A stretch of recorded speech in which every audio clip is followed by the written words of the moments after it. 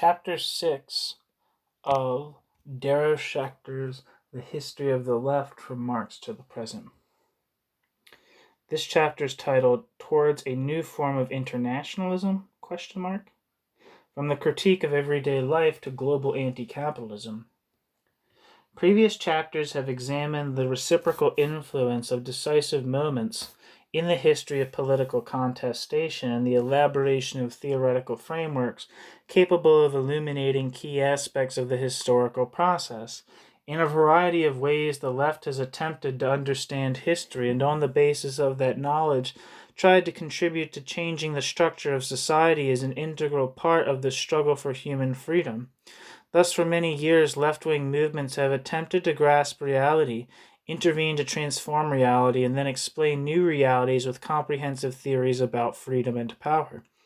This is clear if one keeps in mind the close relationship between the French Revolution and the Hegelian theory of the state criticized by Marx in his writings of 1843, the Paris Commune, and Marx's the Civil War in France, fascism in the prison notebooks, the events of 1968 to 77, and the unorthodox ideas developed in the Critique of Everyday Life and the Society of the Spectacle, etc., in the period spanning the Communist Manifesto in 1848 to the occupation of the Sorbonne in 1968. The representatives of the left looked at in chapters 1 to 5 are generally confident that the right combination of critical analysis and political activism will eventually create a society in which the free development of each becomes the condition for the free development of all.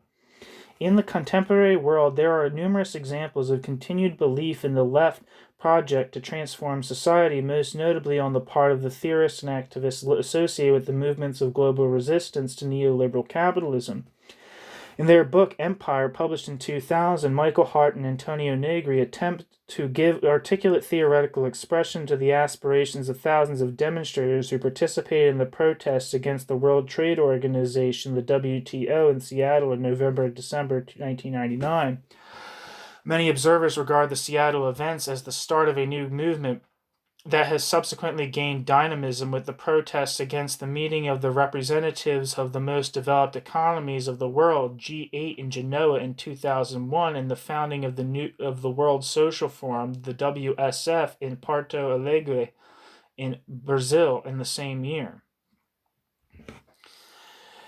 Yet, amidst this optimism, one also registers the presence of doubt from such diverse quarters as the critical theorist and philosopher T.W. Adorno, as well as the Italian poet and film director Pier Paolo Pasolini, who lived from 1922 to 1975. These doubts can be regarded as symptomatic of a loss of belief in the inevitable progressive direction of history, and as indicative of a profound skepticism about humanism and humanity's capacity successfully to articulate the relation between theory and practice in ways that generate the knowledge necessary to make human emancipation possible. This is in some ways unsurprising given the devastation wrought by fascism, 2 world wars, and the disappointing return to the very institutions that helped precipitate the fascist era in interwar Europe in the first place, capitalism and parliamentary democracy. In the years following World War II, Adorno, Pasolini, Michel Foucault, and others began to question the foundations and future of humanism itself. The final chapter of this book examines the shift from the confident macro-theoretical political humanism of the left to the more cautious micro-theoretical analysis of thinkers and movements in the era of global capitalism and generalized technology such as Michel Foucault. As Hart and Negri's praise of what they refer to in Empire as the, quote, multitude, end quote, suggests, it is not as if there is no more talk of revolution, but with large-scale integration of the working classes of North America and Europe into the political mainstream and the uncertain transformatory capacities of the new social movements, there's been a discernible evolution in the content and tone of analysis. Just as the working class has been effectively integrated, countries that in 1968 had inspired so much hope as alternative models such as China and Vietnam have become integrated into the world economy, and by and large have adopted state capitalist rather than libertarian socialist institutions. Hence, the articulation and practice of left politics has been tremendously complicated by the widely shared assessment that With the possible exceptions of Cuba or North Korea, there is no longer a social class or state which is really outside the global system dominated by capital. This undoubtedly means that resistance has to be international, but it also implies that it has to be auto-resistance, or a self-overcoming kind of resistance, so to speak, since there is no easily identifiable subject external to the system, and all people are to a greater or lesser extent involved in it at some level. This raises the question of whether there might be a possible synthesis of the Marxist emphasis on autogestion and the Nietzschean concept of self-overcoming that could work in practice. It will be seen that the proliferation of a wide variety of social subjects in place of the, in theory, unified proletariat marks the possible emergence of a new form of internationalism with considerable promise and risks too. It is possible to regard the Marxist proletariat as the historical successor to the revolutionary people who stormed the Bastille. In other words, one can detect a discernible movement from Republican humanism with its roots in the political ideas of Machiavelli to the Marxist humanism of thinkers like Gramsci, Sartre, and Lefebvre, who attempt to translate a number of Machiavelli's ideas on politics into a Marxist idiom. In the analysis of autonomy at the end of the previous chapter, it was suggested that the Republican notion of the people, as well as the social democratic and communist attempts to radicalize that notion, remain locked within a populist logic that has had disastrous consequences for the parties of the institutional left, such as the communist parties of France and Italy. It is also seen that this is a logic underpinned by a highly questionable model of power as well as authoritarian practices of representation.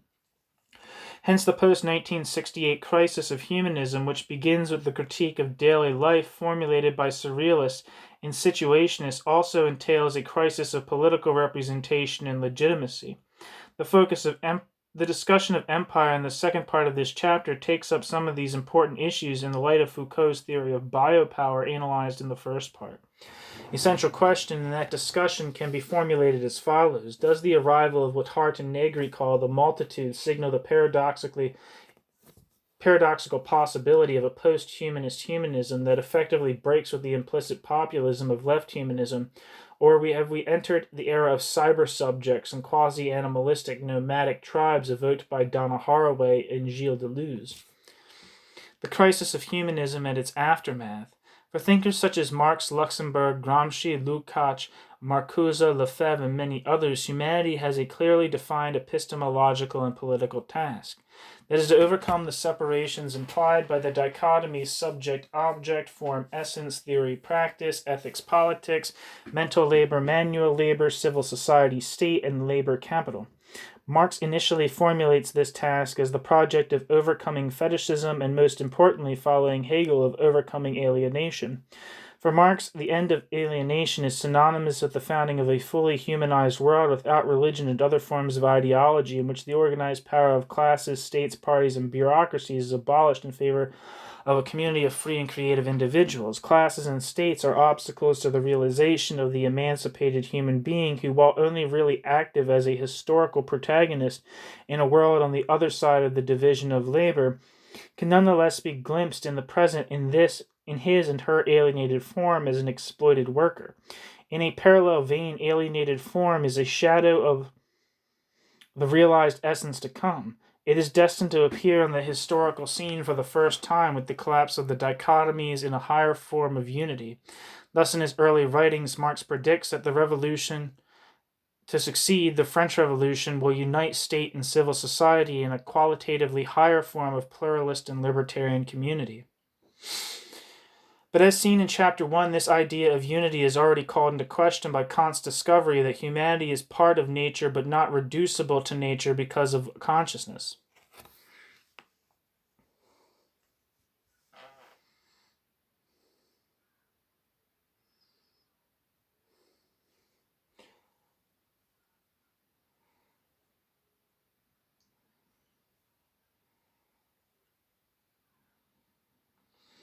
In the 20th century, the intractable problem of the difference between humanity and nature discerned by Kant has been reformulated in a variety of ways, each of which renders the humanist unity of form and essence problematic. This is not simply an abstract epistemological issue.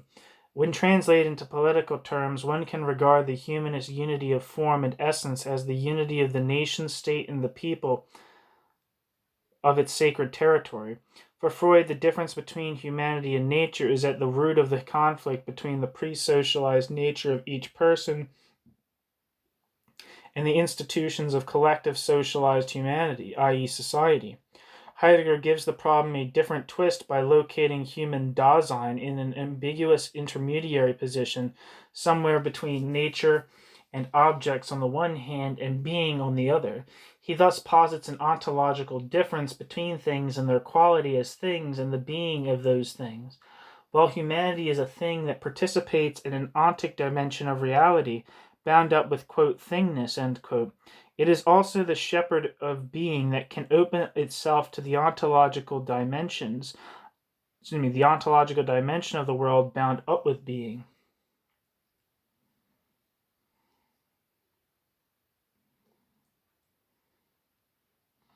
To open oneself up in this way is fundamentally not akin to reappropriating an alienated human essence. On the contrary, in Heidegger's writings, it is to acknowledge the limits of the human and the insurmountable difference between the ontic and the ontological. Hence, in humanist terms, which implicitly also question the status of humanism, difference can be formulated as that between nature and humanity, Kant, between society and humanity, Freud, or as between being and humanity, Heidegger, to cite only three of the most well-known ways of approaching this issue. While Kant and Freud reckon with the permanent difference between humanity and nature, and Heidegger is adamant about the ontological difference between being and all other entities, it is seen in Chapter 3 that Adorno's philosophy holds out the possibility of an uncoerced reconciliation between humanity and nature. But for Adorno, reconciliation is not a romantic unity between humanity and nature. It is mainly glimpsed in art and other unusual and fleeting instances of non-instrumental reason. For thinkers like Adorno and Foucault, left politics is not about liberating humanity from the obstacles to its essence or self-realization. For Foucault, in particular, it is more centrally concerned with liberating life from subjective manipulation undertaken in the name of social science and other clumsy humanist interventions in the Dionysian flux of existence. Although history of the left would be incomplete without a substantial discussion of Foucault, he is not part of an identifiable left-wing tradition or movement in the same way as the thinkers considered in previous chapters. This is a fitting way to introduce this final chapter, which attempts to analyze the most recent period as a phase in which the dominant protagonists of the past, most notably the industrial working class and its allies, are no longer central, and the individual project of self-overcoming has come to complement the collective concern with the self-realization of humanity in its variously formulated liberal, Republican, and Marxist versions. With regard to this prospect of a Marx-Nietzsche synthesis, Foucault is an eloquent exponent of the Nietzschean position. Like Breton, who was radicalized by his experiences working with patients in mental hospitals during World War I, Foucault examines the issue of madness and related questions concerning sexuality, deviance, standards of medical health and pathology, as well as questions of population control. The link with Breton and surrealism is solidified in a couple of other ways as well. First, Foucault is a brilliant literary critic and highly original theorist of what Maurice Blanchot and Derrida referred to as the, quote, space, end quote, of writing. Foucault's essays about writing and literature are emphatically not attempts to rearticulate or salvage the relationship between the artist and society in the light of the crisis of tradition and the related demise of integral experience. Instead, Foucault asks questions about the relationship between language as a system of signs, society as a system of boundaries and prohibitions, authorship as a painful act of potential self-transformation, and the power relations in society which make writing something substantially different than the literary expression of some humanist essence issuing from the protected interiority of a beautiful mind or soul. In his work on the surrealist novelist and playwright Raymond Roussel, who lived from 1877 to 1933, Foucault suggests that the state is omnipresent in social relations. It is not a sovereign unity standing above society and presiding over it in detached contemplation and concentrated authority. Hence, it is in many ways more accurate to speak of power than to speak of the state as such. This idea will be developed in detail below because of its tremendous impact on social theory and political practice since 1968. What is important in this context is that Foucault observes parallels between open-ended and protean forms of power and the intermediate coordinates of literary production. Hence, literature can shed light on politics and power, and the study of politics can illuminate the conditions of literature. Just as the issues concerned with education and student life looked at in the previous chapter pose a challenge to schematic versions of Marxism and the organizational strategies of Leninism, it is mistaken to consider writing and literature as marginal aspects of the superstructure subordinate to an economic base that determines all other aspects of a hypothetical socio-political totality. Indeed, it is difficult to consider the Western Marxist idea of totality without ascribing some sort of organizing center to it. The challenge of seemingly peripheral issues such as education and art for theory and practice is that they are neither causally determined by the economy nor seemingly unrelated to the economic structure of society. Rousseau's seemingly eccentric literary oeuvre directs Foucault's attention to the possibility that language, like society, is a system without a unified center or a unifying subject, in the same way that it may be more promising to focus on the modalities of power than it is to focus on the state as a power center. It may be more precise to focus on the structures of language and the science of signs than is to retain the notion of the author as autonomous creator. This opens up a series of parallels between the possible deconstruction of the models of subjectivity and individual freedom linked to the ideal of the supposedly autonomous writer on the one hand, and the possible deconstruction of the bases of the monolithic state and the supposed political unity of the sovereign people on the other. Like Rimbaud, Foucault is interested in the open relation between things and the words that represent them. Rousseau's writing is of particular interest in the endeavor to discover the physiognomy of this openness, since it does not try to reconstitute the pristine origin of a pure means of expression.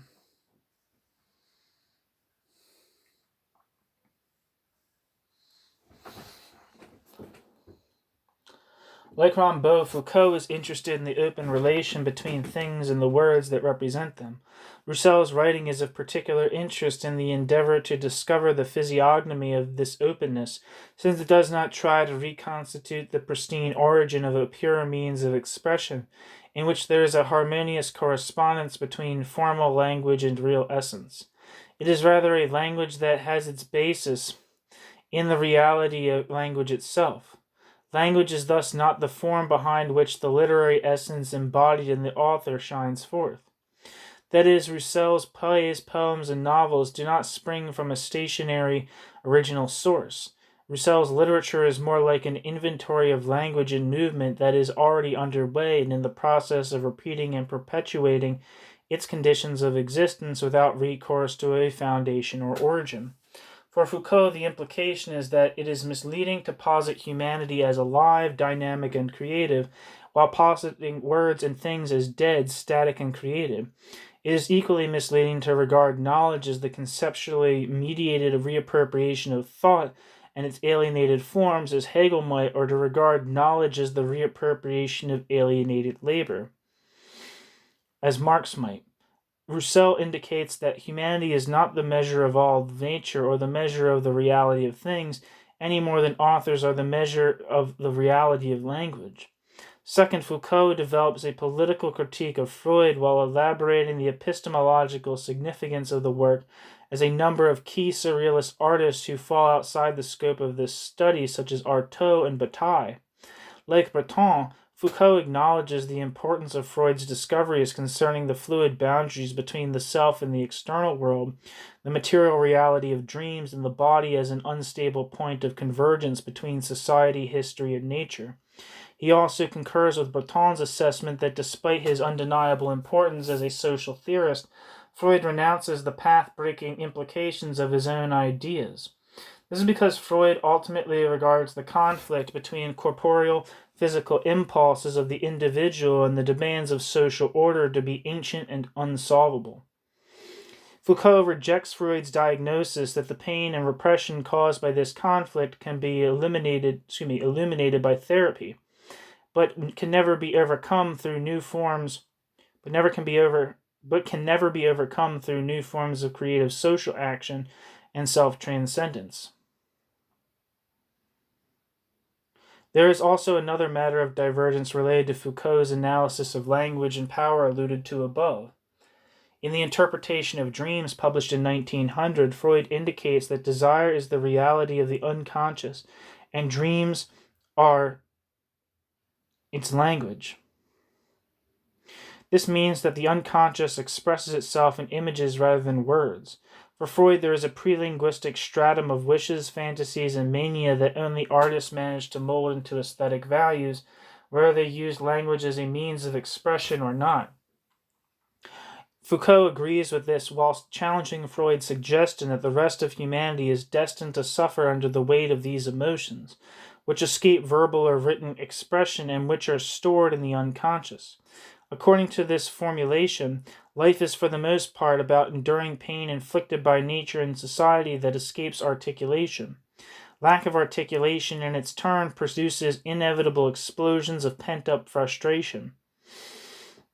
The implication is that progress in anything other than a technical sense is illusory, and that humanity will always have to reckon with feelings of guilt, inadequacy, and aggression.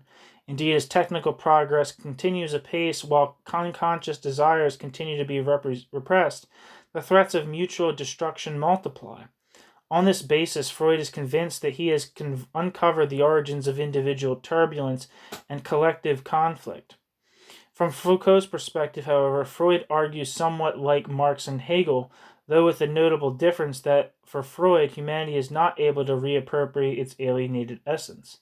Unlike the subjects of Geist and social labor, the Freudian subject cannot reappropriate its desires because the Freudian subject is permanently divided into the unconscious id, the ego, and the morally chastising superego, and because the discipline required to maintain social order will simply not permit it.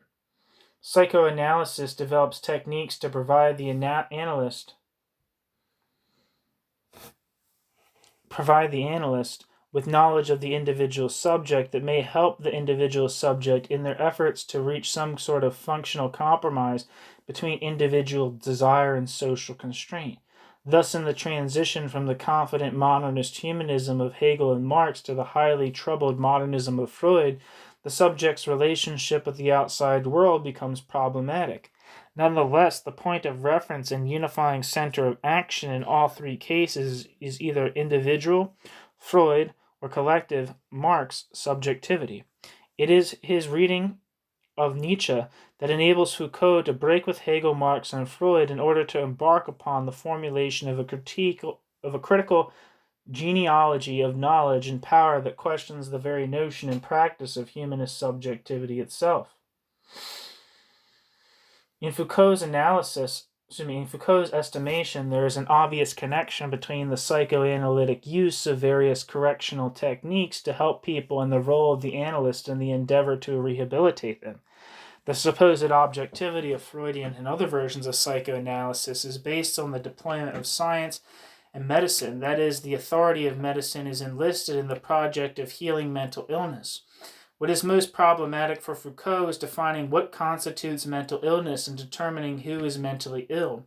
Freud asserts that the conflict between unconscious desire and social order affects everyone, which means that all people are repressed and neurotic to some extent. It also means that the boundaries between neurotic and psychotic on the one hand and efficient and highly motivated on the other are very difficult to determine with precision. Foucault is adept at asking questions such as what does it really mean to, quote, help, quote, rehabilitate, and, quote, heal people in this context, and what criteria establish what counts as, quote, precision, end quote. He is impressed with Nietzsche's ability to ask these questions with regard to the value positions which are expressed in terms of good and evil. Like Nietzsche, who discovers that the terms, quote, good and, quote, evil mean different things according to who says them and how they are said in different historical periods. Foucault discovers that the terms healthy/ill and normal/deviant mean different things according to the specific demands of specific regimes.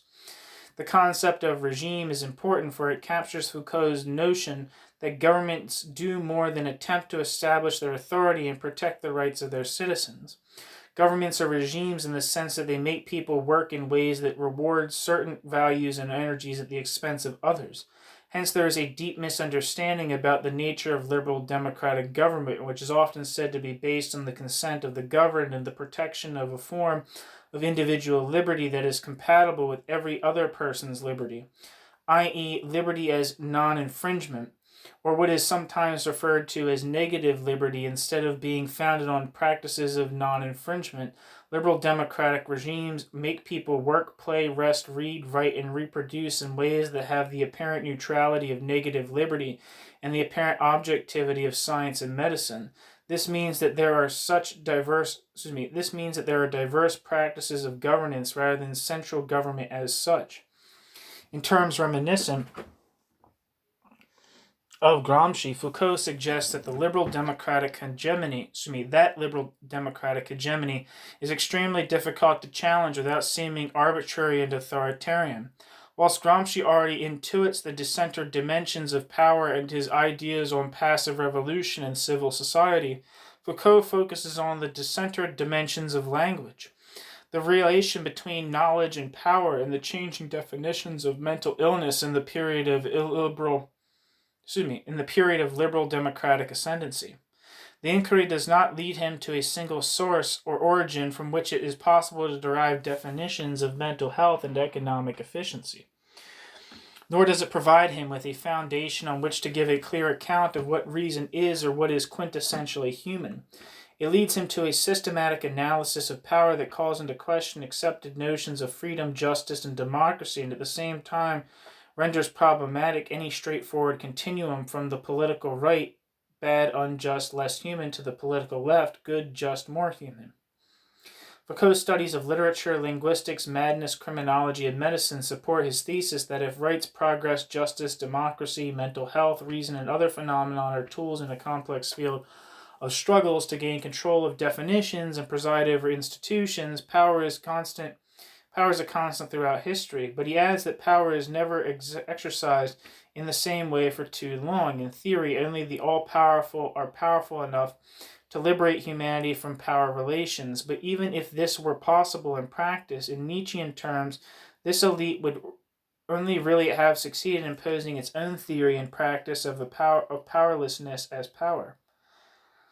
Moreover, to seek to emancipate humanity as a whole from power relations in this way is to misconstrue power in negative terms as a chain on the forces of production or a shadow of darkness obscuring the light of reason. Power is a positive force in the precise sense that it produces subjects, knowledge, codes of behavior, and standards of truth. Truth is not a matter of a priori objectivity or impartial logical consistency. There is no truth until the judge, scientist, doctor, military expert, etc. has spoken. And this power is not a simple function of class position or central state authority. He believes that in every society the law is a composite network of illegalities, propositions, prohibitions, rewards, and incentives. That is, the law silently presupposes the pre-legal, non-legal, and extra-legal dimensions of legality. If the pre-legal and extra-legal constitute the conditions of legality itself, in ways that structure the mode of justice, there are extra-scientific factors that condition the mode of scientific research, extra-medicinal factors that condition standards of health and normalcy, as well as extra economic criteria that influences what counts as effective and efficient and productive. On this basis, Foucault argues that the relation between knowledge and power is different in every society, which in turn means that the mode of truth production, or what he refers to as a truth regime, is also always unique in terms of its modalities and effects. In the historical period marked by the Industrial Revolution and the ascendancy and consolidation of bourgeois hegemony, Liberal democratic truth regimes tend to extend their power over the minds and bodies of subjects in ways that undermine typical liberal distinctions between private/public and negative/positive liberty. In Discipline and Punish, published in 1975, and his lectures at the Collège de France in Paris in the late 1970s, Foucault analyzes the modality of power as a qualitatively new form of biopower, which can be resisted through biopolitics. The exercise of biopower in advanced capitalist societies endeavors to increase the scope of power beyond the control of the labor process to include all aspects of life, including mental health and bodily welfare. Hence, power no longer stops at the place of production and is not restricted to the exploitative mechanisms of wage labor, but rather seeks to induce docility and conformism in individuals in various areas of daily life that were previously relatively free from juridical regulation and police surveillance. This means that the difference between openly punitive institutions such as the prison and other institutions such as the army, hospital, workplace, and university is one of degree rather than of kind. Foucault analyzes this subtle but palpable spread of power in terms of the rise of disciplinary and carceral modalities of control as opposed to the many forms of blatantly authoritarian brands of rule that precede modern society. Biopolitics is the ethical and aesthetic revolt against this form of coerced conformism. On the one of the many questions raised by the theories of biopower and biopolitics concerns the extent to which biopolitics can be conceived as a collective project. Might it be the case that it is always a question of the specific instances of subversion of one or a limited number of individuals against the biopolitical manipulation that directly affects them? Or might these diverse struggles achieve some kind of non-coerced unity in a qualitatively new form of protest movement? This question will be returned to below in relation to the idea of the multitude.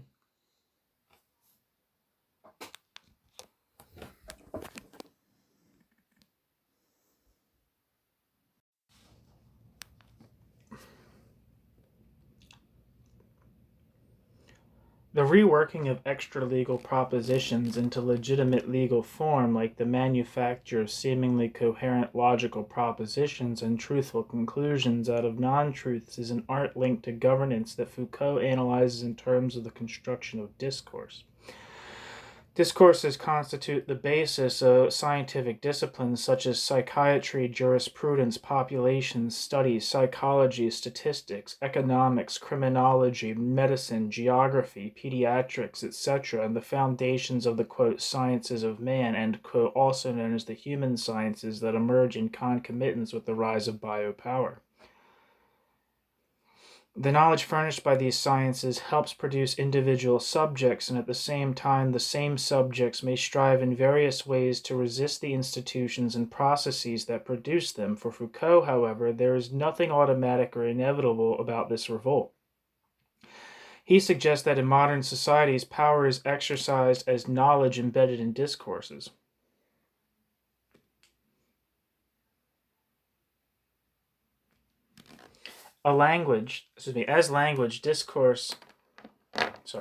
He suggests that in modern societies, power is exercised as knowledge embedded in discourses. As language, discourse is a system with no unified subject or integral center. It is a system of rules that entice, compel, encourage, and invite diverse individuals to speak in certain ways and to be visible in certain ways. Foucault maintains that power does not speak directly, it produces speech acts on the part of individual subjects. Similarly, power produces different fields of visibility. It is not the visible core behind the visible exterior of a power edifice. His notion of language and discourse opposes a traditional view of the order of things, which usually posits a two-tier system of complementarity between citizen law, individual consciousness theory on the complementary between citizen law, individual consciousness theory on the first level, and notion legitimacy, collective consciousness practice on the second level. Foucault designates this system as the sovereignty model of power, which likes to imagine power as a homogeneous substance concentrated in the most visible state institutions and incarnated in key fields such as the president or prime minister. Key figures such as the president or prime minister.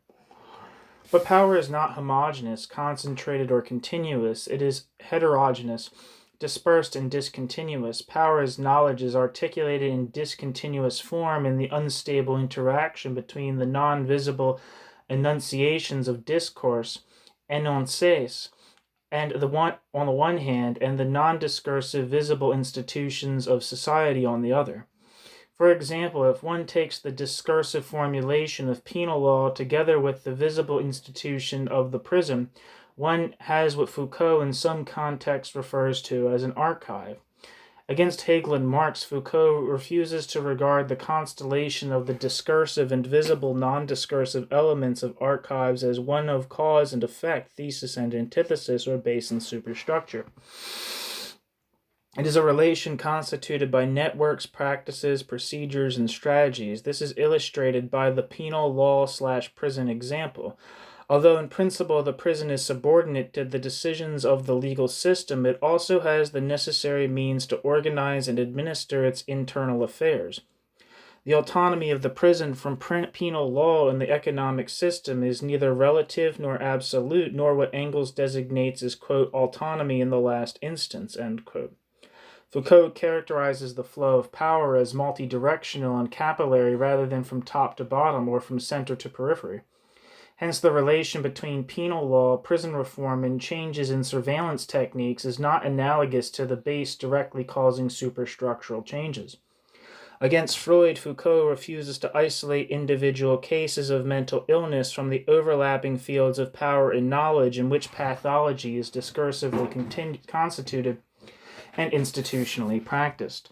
Therapy, which proceeds in abstraction from the realities of biopower and the possibilities of biopolitics, serves to reconcile people to the conservative idea that the relation between individual and society can never be anything more than cautious damage limitation. Foucault tends to analyze conflict in transversal and horizontal terms, focusing on reward, surveillance, discipline, and punishment, in which the lines between oppressor-oppressed or knowledgeable/ignorant are blurred rather than vertical. Indeed, the problem with structuralism is that it retains the model of vertical causality and insofar only partially breaks with the humanist existentialism of thinkers like Sartre.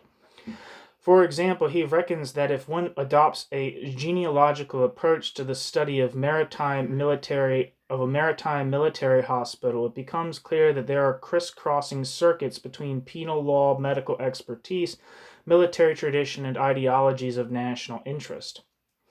The focus of genealogical inquiry is not directed towards distinguishing between the exploiters who buy labor power and the exploited who sell labor power, or between the small number at the top of the power pyramid and the large number at the bottom. To do so is to fall back on the idea that the state is a unified distributor of identical power units, which it happens to distribute unequally according to class, gender, race, and other factors, and it is to remain locked within a continuum of thinking that moves from the less, end quote, human right to the, quote, more, end quote, human left.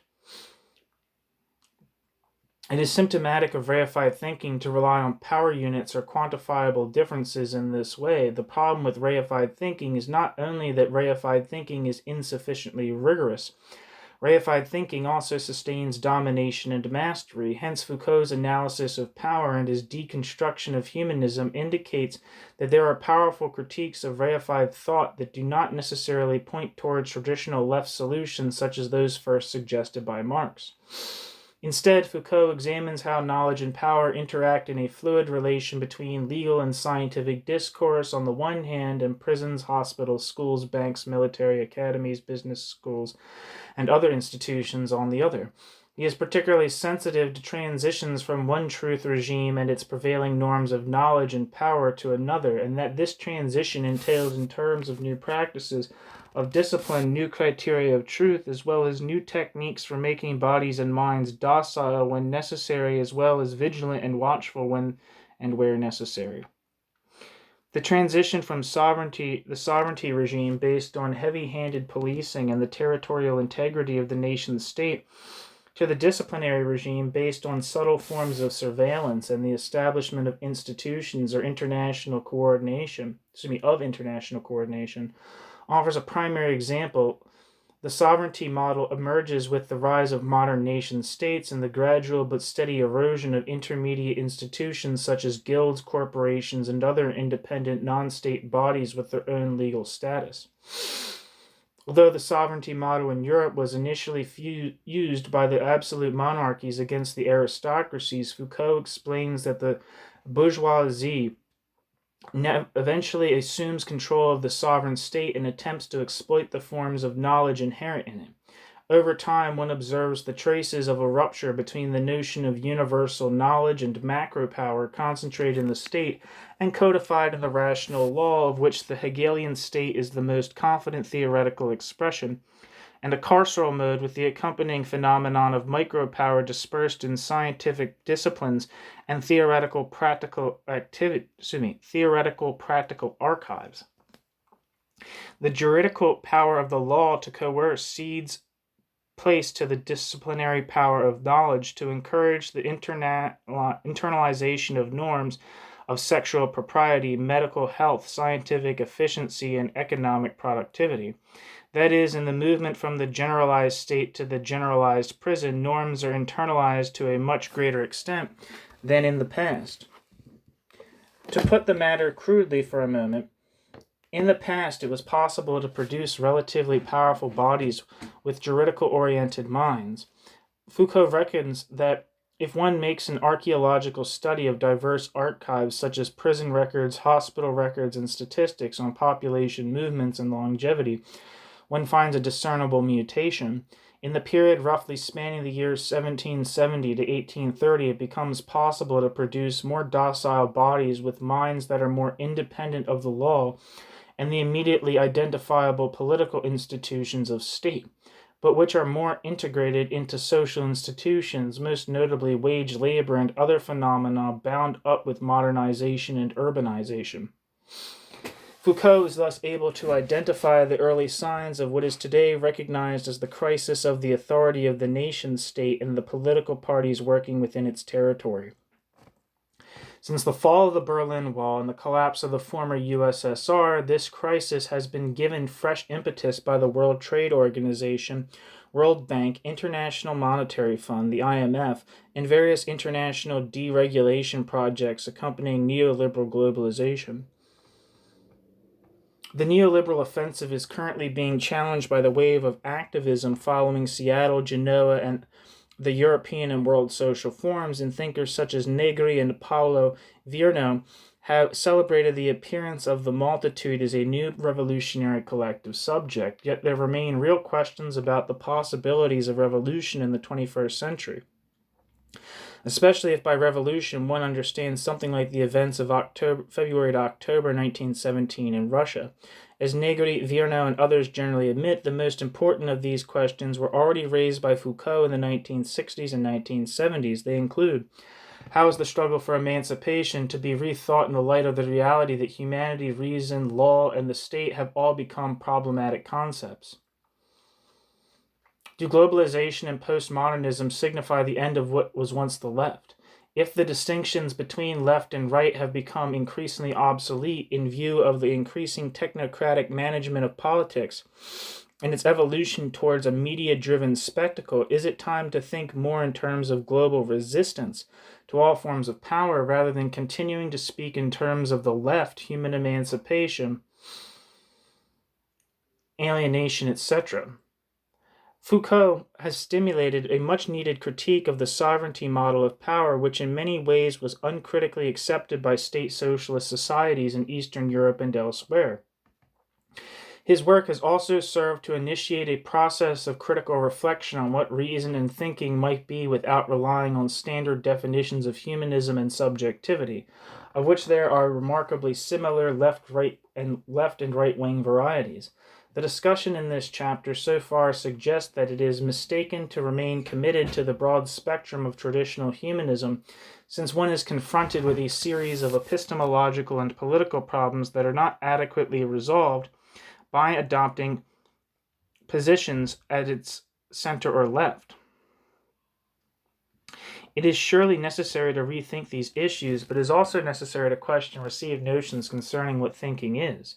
For Foucault, thinking is not simply an innate capacity included in the definition of what it means to be human, nor is the autonomous act of an isolated subject that grasps the world of external objects and social relations from the safe recesses of the internal citadel. His studies of Rousseau and his research on the rise of the human sciences incline him to regard thinking in a critical sense, implying resistance as an event that, quote, happens, end quote, or can happen when individuals overcome the subjectivities assigned to them by discourses and institutions. Thus, the space of thought is not the individual human mind in any straightforward sense. It is the unstable field of possibilities offered by the interstices between discursive énoncés and visible social institutions. The history of state socialism indicates that the left humanist attempt to collectivize the isolated liberal subject is an insufficient response to the problem of understanding thinking and knowing and the related project of coordinating theory and practice. The history of the new social movements to date raises the hypothesis that it may also be problematic to broaden the isolated liberal subject in terms of gender, race, and other ostensibly alternative identities. Collectivization and pluralization of an already flawed model tend to exacerbate the problems inherent in the original. It also tends to perpetuate reified and conformist thinking, which entrenches concrete domination in institutional practice.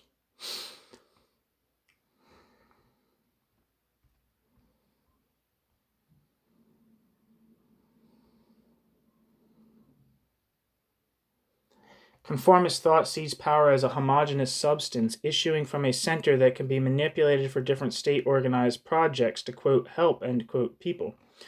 This increase in concern with helping people and protecting victims against possible dangers or insults results in what Foucault understands in ideal-typical terms as a possible shift from carceral to pastoral society, i.e. a society without margins in which almost everyone is, quote, successfully, end quote, integrated. Foucault demonstrates that in reality each individual subject is also an object constituted by discourses and institutions. The subject can resist the process of subjectification by proposing its own values realized in distinct models of subjectivity, epistemology, and action. Resistance occurs when individual people refuse the generic mantle of human nature as it is defined by reigning forms of power knowledge, in order to be more than human in an uncompromisingly individual manner. In ways that are perhaps frustrating for activists eager to propose a concrete program of social change, Foucault defends the view that people do not transgress the limits of the human as they are constituted at any particular time by humanizing language. It is language that must be liberated from human fears, fetishes, and needs.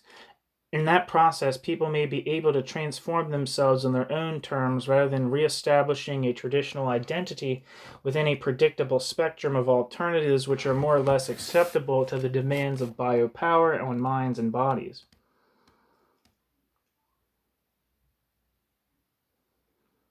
For Foucault, life has a much higher value than truth, and indeed he argues that it has been the project of power throughout history to domesticate and, if necessary, imprison life, and to make life governable in the name of truth and knowledge. In his lifetime, this epistemological stance did not lead to a depoliticized academic retreat from social struggle. Foucault was an enthusiastic supporter of the contestations of 1968 and active in defending the rights of prisoners and immigrants. His activism was informed by his research and the conviction that the attempt by power to domesticate and govern life in the name of truth has a very specific history to modern Western societies, where minds and bodies are subject to scrutiny, surveillance, control, and above all become objects of knowledge. Human needs in their great multiplicity are not satisfied Instead, they become the focal point of a series of inquiries and statistical studies, the aim of which is to study how these needs can be categorized and rendered predictable in terms of regular patterns and recurring symptoms. Foucault's claim that modern society is not designed to promote human freedom or happiness as much as it is a qualitatively new project to discipline life and humanity in the name of human dignity and human rights is sustained by extensive independent research and innovative thinking. It is not tailor-made for a party program or the needs of a social movement that he or somebody else might then attempt to lead. He regards representational and humanist epistemologies as strategies to make us see ourselves and not beyond when we see, and in the process to see someone else's vision of us as if it were freely chosen by us. Foucault's project of overcoming traditional subjectivity, knowledge, and power is an attempt to enable people to see in their own ways, i.e. in ways that are discreetly but firmly subversive of existing classifications, hierarchies, and techniques of surveillance and discipline. His is not the end of history.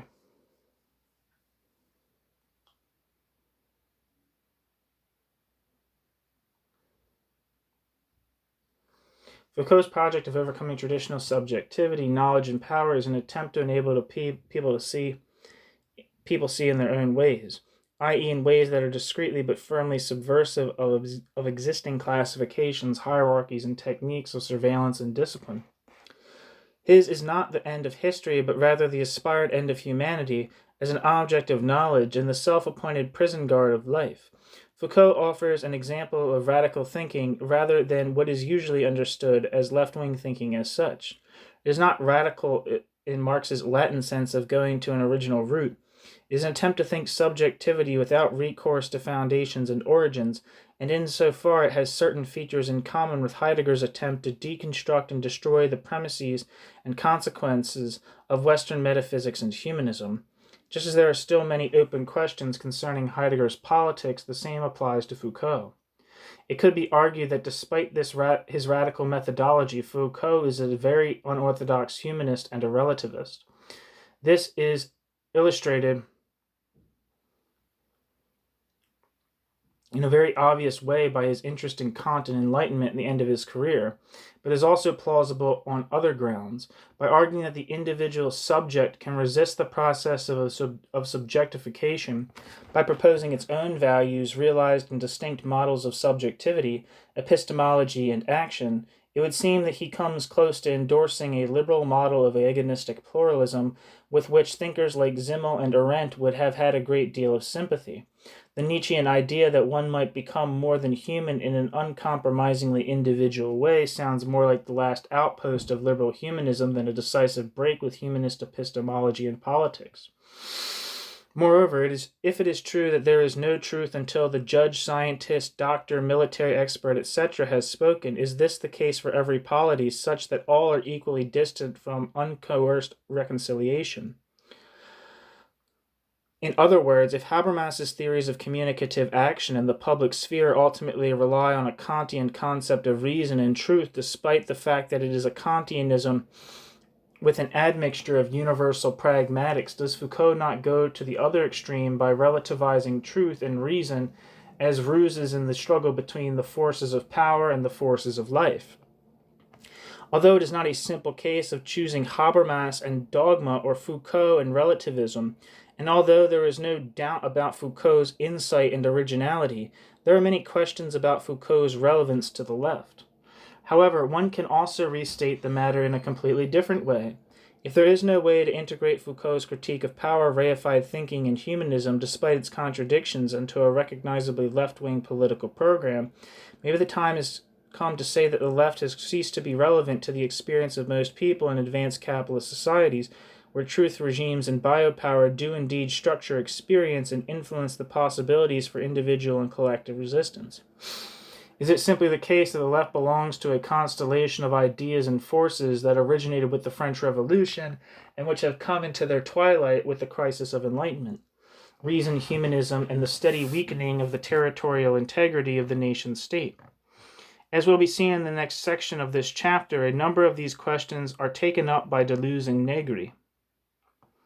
The struggle against biopower in theory and practice.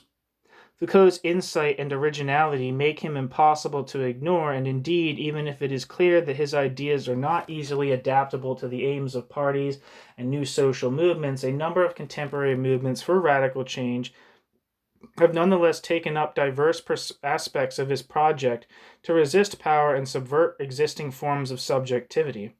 At the theoretical level, there has been particular interest in his notion that power is something positive and enjoins, and not just a series of prohibitions and constraints that forbid. Gilles Deleuze, who lived from 1925 to 1995, is one of the most probing readers of Foucault's ideas on life, power, knowledge, and the politics of self-transformation. In addition to a number of very original contributions to social theory written by Félix Guattari, Deleuze is written with Félix Guattari. Deleuze, I don't know how to fucking say that guy's name. Deleuze is an able commentator on the writings of philosophers such as Spinoza, Hume, Kant, Nietzsche, and Bergson. While his interpretations of Spinoza are an important source of inspiration for Hart and Negri, as well as for Virnow's concept of the multitude, his writings on Bergson and cinema have provoked various attempts to think about time in terms of parallels and transversals that resist the reified logic of temporal units in strictly linear chronology. Hence, it is fair to say that even if the concept of the left has become problematic in light of some of the challenges posed by the theoretical boldness of Foucault, and the failure of a concrete alternative to capitalism to materialize in the years between 1968 and the end of Autonomia, the search for a coherent articulation of the relation between experience, knowledge, and the possibility of radical contestation that began with Marx continues today. Deleuze's contribution to this search is a many-sided project embracing epistemology, aesthetics, and politics. Perhaps the most politically relevant aspect of his oeuvre is his attempt to map out the lines of a plausible theory of immanence, i.e. a theory of this worldly as opposed to transcendent reality. Foucault suggests that truth and reason are means in the struggle between the forces of life and organized power. To this extent, one can regard him as a critical Enlightenment thinker who can be compared to Adorno. Rather than discussing Enlightenment, truth, or reason in any detail, Deleuze takes up Foucault's concern with life and attempts to show that the immanent reality of life is natural, animal, human, industrial, mechanical, cyber-mechanical, and cinematographic at the same time. Humanity is not the privileged measure of reality, since productivity and intelligence, life, are everywhere. By contrast, wage labor, power, is confined to an artificially restricted sphere of economic toil, with predictable rhythms and crises and official politics. Another instance of power is artificially confined to specialist committees governed by rules and arbitrary standards of elitist, quote, expertise, end quote, in Debord's sense of the term. To say artificially restricted in this context is another way of saying politically restricted. This leads to mass political disaffection, and indeed for Deleuze, the multitude is depoliticized, but this is really its strength. In a literally more vital sense, it is productive in ways that are currently politically controlled by what Negri and Hart refer to as the empire, and it is reined in and made banal by national identities in processes that Deleuze designates with the term territorialization. Hence, biopolitics in Foucault, Negri, Deleuze, and beyond is a struggle for territorialization and is centrally concerned with the articulation of new forms of knowledge and possibilities for living across existing boundaries between nations, genders, academic disciplines, and other rigid distinctions and dualisms.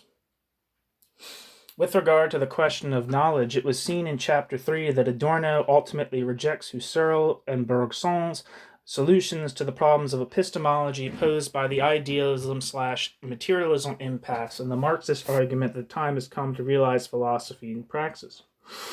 Adorno regards the philosophies of Husserl and Bergson as unsuccessful attempts to bridge the fracture between consciousness and the images of the world humans construct on the basis of consciousness. That is, they fail to give epistemological inquiry a firmer foundation than idealism or materialism. In this context, firmer means closer to human experience or reality. human experience of reality. While Kant attempts to project inquiry beyond the metaphysics of pure reason in rationalism and empiricism by introducing a dialectical element, stressing the mediated dimension of all things real, much of radical philosophy after Marx seems to return to rather unmediated distinctions between the, quote, fictions, end quote, of internal consciousness and the, quote, facts of the external world. For Husserl, the passage from consciousness to the world need not be constructed as such, since consciousness is always consciousness of something.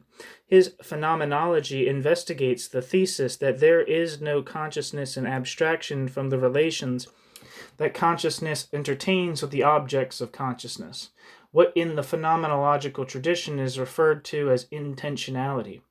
But for Adorno and Deleuze, the phenomenological overcoming of the dualism between consciousness and world in Husserl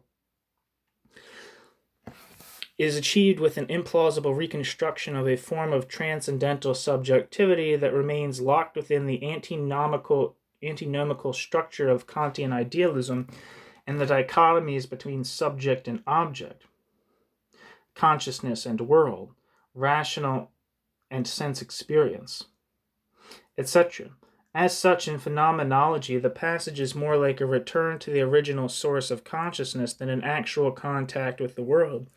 Adorno submits that one must return to the Kantian question about the conditions of possible knowledge and experience, including the socio-economic, political, and cultural conditions, and comes to the negative dialectical conclusion that those conditions are only palpable in terms of their manifest absence.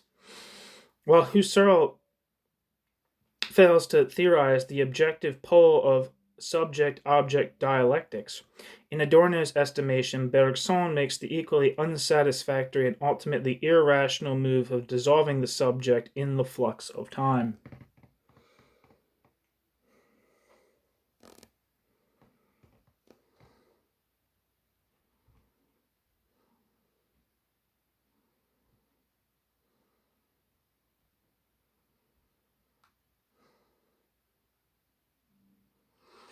But Deleuze regards Bergson's philosophy as a far more promising solution to the problems of idealism/materialism dualism than Adorno and the Frankfurt School are willing to admit.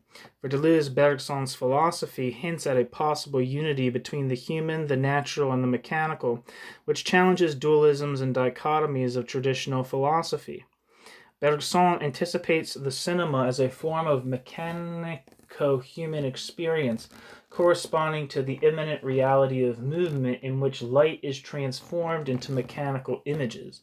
The transformation does not change the fact that all of reality is linked, and emphatically not dialectically mediated by Hegelian Geist, in a series of discontinuous montage-like cuts, edits, and new beginnings that, like Rousseau's conception of language, are always already in motion, and that circulate without origin, center, or terminus.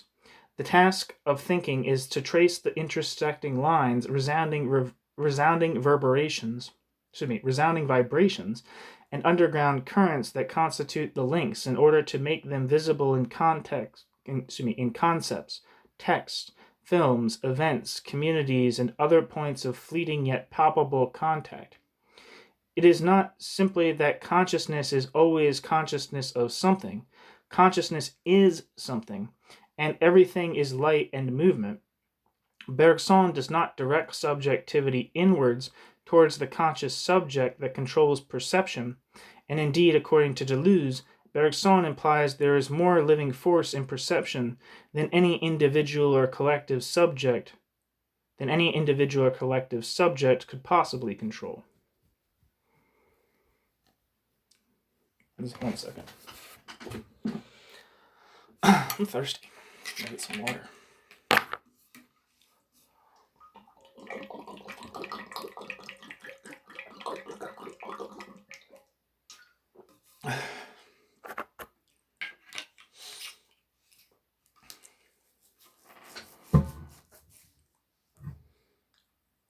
In Deleuze's estimation, Bergson breaks from a phenomenological tradition that runs roughly from Kant and Husserl to Heidegger.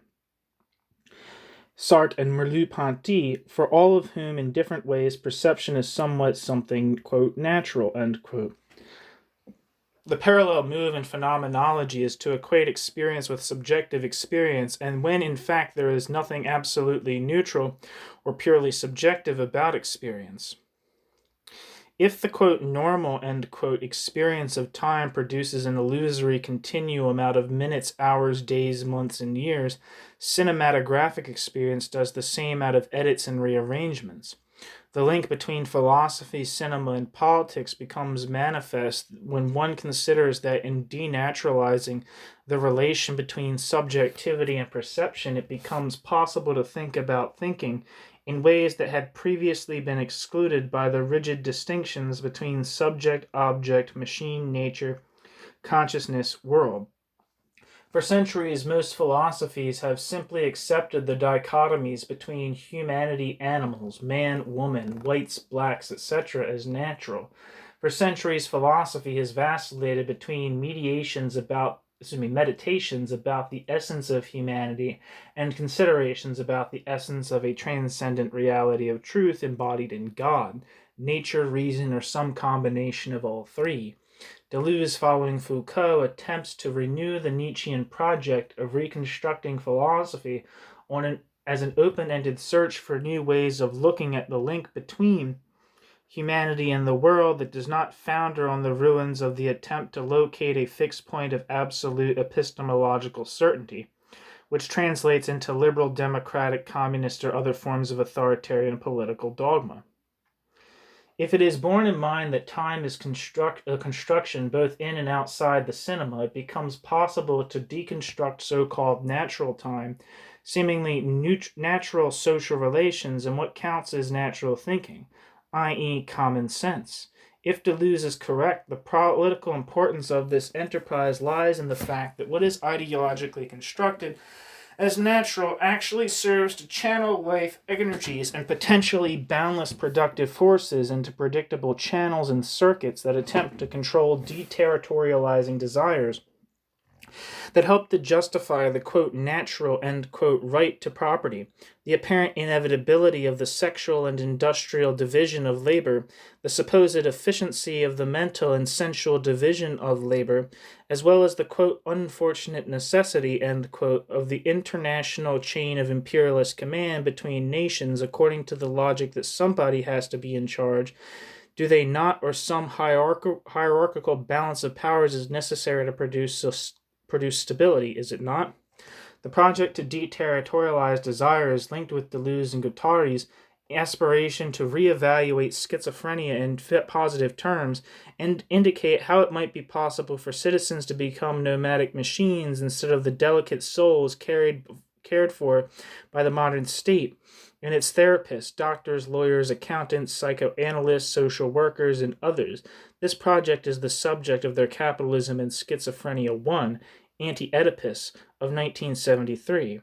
Just as there is nothing natural about time perception, there is nothing natural or even individual about desire. It is a social phenomenon rather than a natural phenomenon, which in Freudian terms runs up against social oppression. For Freud, it is clear that apart from therapy, there is little to be done about the conflict between natural desire and social stability. Deleuze and Guattari propose social desire in schizoanalysis as an alternative to individual natural desire in psychoanalysis. Anti-Oedipus builds on Deleuze's earlier work on Spinoza, in which the Dutch philosopher of the Baroque period is portrayed as the philosopher of the multitude and a thinker who offers ways of thinking about immanence in non-Hegelian terms. Deleuze's Spinoza is a theologian for whom everything expresses its nature through God, and God is a substance composed of an infinity of attributes. On this reading, Spinoza is a philosopher of affirmation who suggests that epistemology is not centrally concerned with the objects of knowledge as much as it is concerned with becoming aware of our different capacities to know. When we know something about an object or a relation, we gain an insight into its capacity to realize its own potential in varying degrees.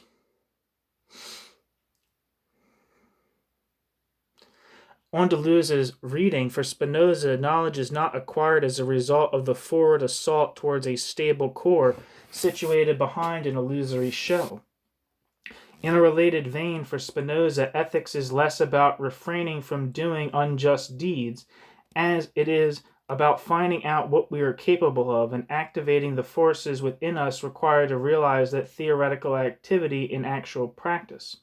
In seeking this realization, all efforts are positive forces, such that desire and reason are complementary rather than contradictory impulses.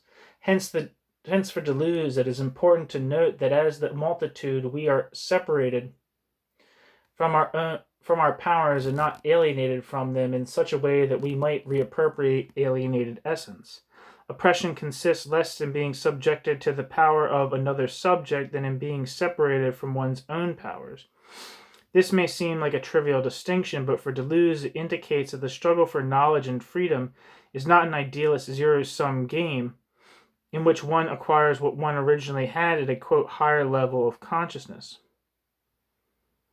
The alienation/reappropriation model is based on the idea of a sovereign subject that successfully asserts itself in its quest for the recognition of other sovereign subjects. In the process, it proceeds on a path of conquest until it becomes the universal sovereign subject. In historical terms theorized by Hegel, in the modern world that subject is synonymous with the people of a nation organized in the state, which in Marxist terms becomes a universal class whose unified revolutionary consciousness makes the state superfluous. Spinoza's model is different in that it does not posit the return to a supposed primal state of unity, however enriched after successive stages of mediated disunity. Philosophers such as Kant and Husserl suggest that there are moments in daily life when experience becomes reacquainted with the conditions of experience itself. This happens in political terms when a people collectively reaffirms its unity and values in a series of decisions that confer political legitimacy on the state, and in a series of wars, if necessary, that reassert the territorial integrity of the state's borders. By contrast, Spinoza's multitude seeks to continually expand its productive capacity and to enlarge its potential for creation and many-sidedness rather than affirm its elastic but ultimately monolithic unity. Within the alienation/appropriation framework, desire is directed towards something which, when attained, becomes the spur for a new desire which continually eludes complete satisfaction and which is experienced as a lack. Deleuze's multitude constantly changes its conditions of existence instead of rediscovering them, and it creates qualitatively new desires rather than satisfying new versions of existing desires. Hence, the multitude is a movement in continual motion. It is expansive movement in many micro-directions rather than a dialectical spiral heading toward a macro summit.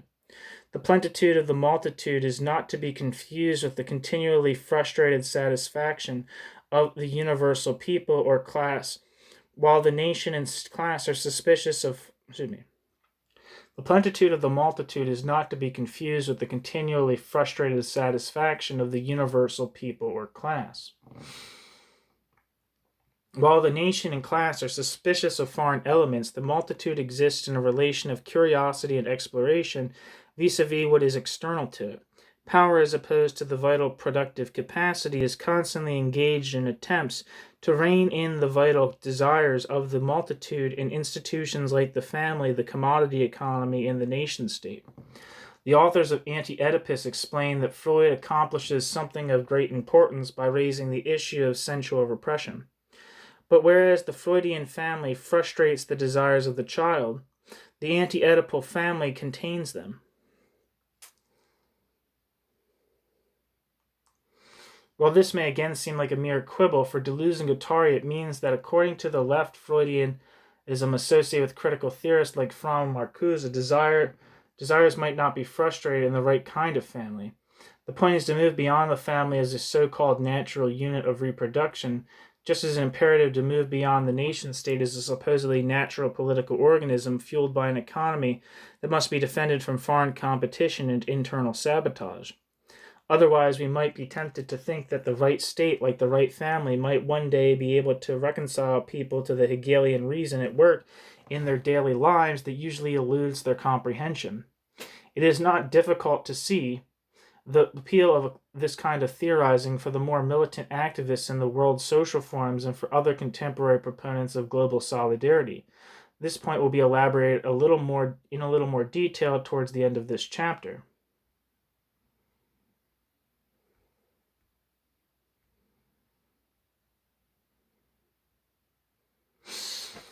Instead of speaking of terms of modes of production, for Deleuze and Guattari, there are three main truth regimes, each of which is a machine that operates according to different techniques designed to regulate the production of goods, effective impulses, and needs of its citizens. And to the primitive territorial and despotic machines comes the capitalist machine, which, in contrast to its predecessors, accelerates the dynamic motion of unrestrained accumulation. Commenting on Anti-Oedipus, Stephen Best and Douglas Kellner remark, quote, "Capitalism subverts all traditional codes, values, and structures that fetter production, exchange, and desire. But capitalism simultaneously, quote, recodes, end quote, everything within the abstract logic of equivalences, exchange value, quote, territorializing, end quote, them within the state, family, law, commodity logic, banking system, consumerism, psychoanalysis, and other normalizing institutions. Capitalism substitutes for qualitative codes a, quote, extremely rigorous axiomatics, end quote, that quantitatively regulate and control all decoded codes. Capitalism rechannels desire and needs into inhibiting psychic and social spaces that control them far more effectively than savage and despotic societies," end quote. But in the second half of the 20th century, capitalist recodification and reterritorialization is confronted with its own limits, according to Deleuze and Guattari. They suggest that capitalism helps produce the bases of its own demise, but not by producing a unified proletariat that seizes control of the means of production. The system has a set dynamic of deterritorialization in motion. The system has set a dynamic of deterritorialization in motion that will eventually elude its normatizing control. It will be unable to produce the subject it needs to sustain capital labor whilst reining in and commodifying the desires of the multitude. A case in point is the schizophrenic. For the authors of Anti-Oedipus, schizophrenia is not a pathological deviation from mental health any more than the nuclear family is a naturally healthy reproductive unit, or than capitalism corresponds to some innate disposition to compete and accumulate. Modern schizophrenia is the result, among other things, of the frenetic decoding and decentering processes that accompany the steady dissolution of tradition, state control of national boundaries, and other factors that once bridled national economies and contrived to produce more and less stable class, gender, racial, regional, and national identities. The same applies to traditional notions of mental health and arbitrary standards of physical handicap. Hence, for Deleuze and Guattari, it is now possible for people to experience ambivalence and contradiction as dimensions of plenitude rather than as demobilizing problems. They submit that the schizophrenic nomad, that is, a person who refuses to be interpolated according to a territorial boundary or a traditional identity, is now the most destabilizing figure on the contemporary social landscape. Following Artaud, Deleuze, and Guattari regard the schizophrenic nomad as a desiring machine body freed from the disciplined subject whose productive energies are tied to the destiny of the capitalist machine and its heteronymous laws of operation. The fact that many people can be taught to desire their own repression in the service of the capitalist machine should not distract attention away from the fact that many machine models are possible. While the rigid, quote, molar lines, end quote, of territorial political representation underpinning the modern state sometimes appears invulnerable, the authors of Anti-Oedipus counter that there are also soft, quote, molecular lines, end quote, which elude representation in Fordist and post-Fordist criteria of efficiency. It is their thesis that molar discipline will not be able to contain molecular joy indefinitely. Indeed, in the period of neoliberal globalization, it appears that the state is being forced to relinquish its control over subjects constituted as healthy individual contributors to the national collective effort to maximize private profits. The idea is developed further in A Thousand Plateaus, published in 1980, and A Thousand Plateaus, published in 1980, the companion volume to Anti-Oedipus.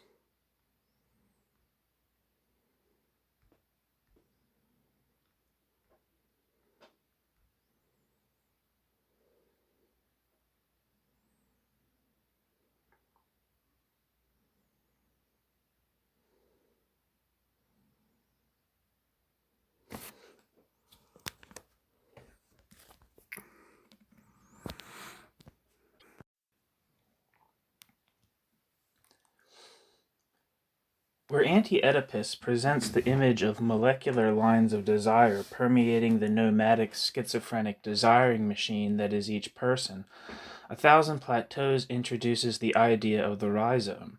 A Thousand Plateaus abandons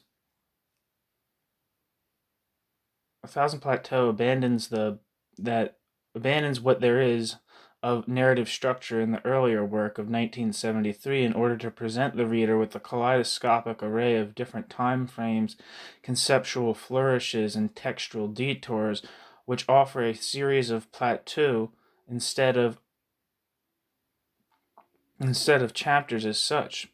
The concept of the rhizome suggests an epistemology that departs from the arboreal conception of knowledge based on a stable configuration of trunks, roots, and branches. Arboreal systems have dominated Western thinking, which relies to a great extent on binary distinctions and other kinds of dualism. Instead of erecting unified systems of knowledge and organizing them around the central principles, rhizomatics endeavors to disseminate polyvalent knowledge based on schizophrenic and cinematographic experience, charting the multiplicities of time and the fragmentation of space. The rhizome is more like a winding subterranean offshoot than a trunk with visible branches and invisible roots. Rhizomatic knowledge is the knowledge of desire that resists authoritarian channels and planned cultivation. It is often random, though not arbitrary, and spontaneous, though not purely accidental. At the beginning of A Thousand Plateaux, Deleuze and Guattari explain their methodology and their conception of writing as follows. Quote, in a book, like anything else, there are lines of articulation or segmentation, strata, and territories.